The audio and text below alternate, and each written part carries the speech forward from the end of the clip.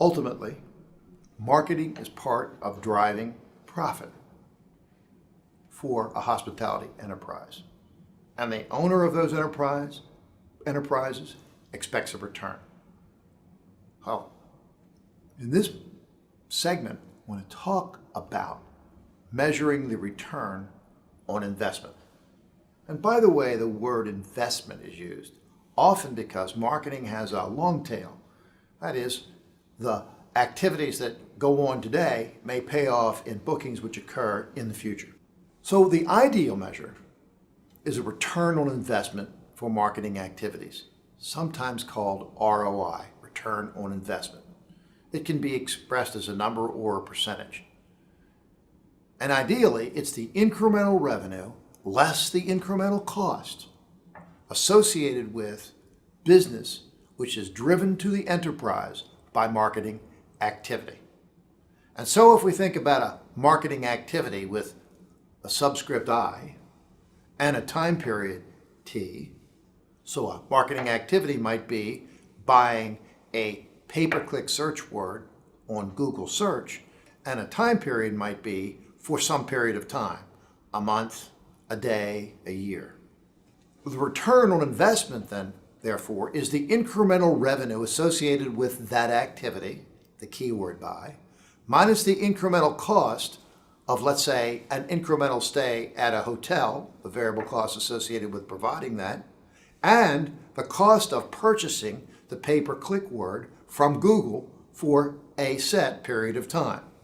While it may sound fairly straightforward to capture a return on investment, it's not so easy in the hospitality space. In fact, it may not be possible, particularly with new media, search, mobile device use, and social media marketing. It may be difficult because it's hard to attribute how the customer made the choice of a particular service provider, say a hotel, during the period of dreaming, planning, or shopping, and for that matter, savoring. So attribution is simply not that clear. As an example of the complexity of attribution, consider the notion of buying a particular keyword in a search engine, say Google, in order to appear on a search engine's result page when a particular word or phrase is purchased.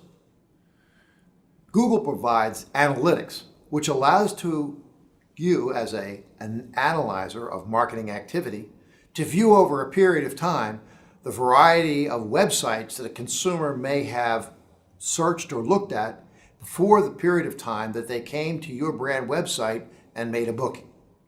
And so the click path may have included a visit to the online travel agency, a visit to a destination site, a look at a TripAdvisor review, a whole set of activities that may have occurred before the customer actually came to your website and made the booking. So how do we attribute in that set of activities, how do we attribute what really made the choice occur for the customer? And how do we then allocate our budget in a way that's in line with the return on investment? It's certainly not easy. There's plenty of research going on in this area, but it's certainly not definitive. And even if it were, and we were able to connect, let's say, a Google search activity with a connection to the brand website, how do we know that the customer may not have called the 800 number for a hotel or a reservation center to make the booking? Frankly, it's complicated.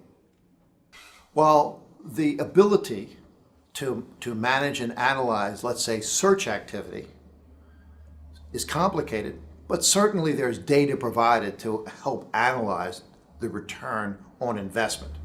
Yes, it's possible to do things like evaluate what percent of the time a customer clicked on your particular keyword, when that came into your reservation center, or when that came into your brand website and ultimately was converted into a transaction. That gives a fairly straightforward path for evaluating return on investment. Compare that with a whole set of activities associated with social media, TripAdvisor reviews, which is a peer-to-peer review, or social media mentions, or blogging about the property. All of those really lead to a return on engagement. That is, efforts to measure the level of engagement that the consumer has with the enterprise. That may even likely fall short of a return on investment.